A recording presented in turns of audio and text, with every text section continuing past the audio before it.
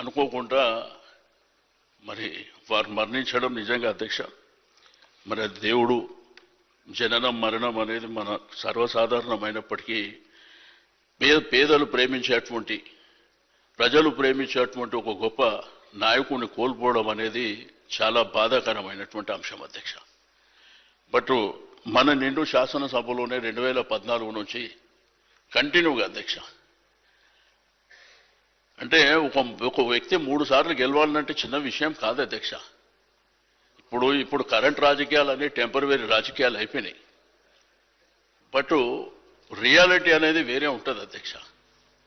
But అట్లా హైదరాబాద్ జంట నగరాల్లో కంటిన్యూగా గెలవడము మామూలు విషయం కాదు అధ్యక్ష.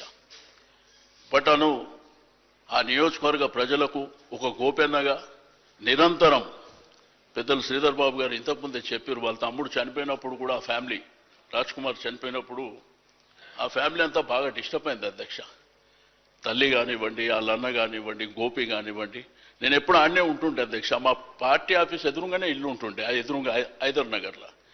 గోపి నేను ఎక్కడ ఉన్నా కానీ కలిసి ఉంటుంటే. బట్ ఈ విధంగా శాసనసభ్యుడిగా 3 సార్లు ఉన్న తర్వాత శాసనసభ్యుడిగా మరణించడం అనేది కూడా చాలా బాధాకరమైనటువంటి అంశం. తప్పకుండా మరి ముఖ్యమంత్రి గారు సంతాప తీర్మానం ప్రవేశపెట్టిన దాన్ని బలపరుస్తూ ఆ కుటుంబానికి ఆ భగవంతుడు ధైర్యాన్ని ఇవ్వాలి. తప్పకుండా ఇప్పుడే కేటీఆర్ గారు, హరీష్ రావు గారు వారు హాస్పిటల్ ఉన్నప్పుడే మిగిలిన కార్యక్రమాలన్నీ జరిగే వరకు పార్టీ అన్ని విధాలుగా అండదండలు ఉంది.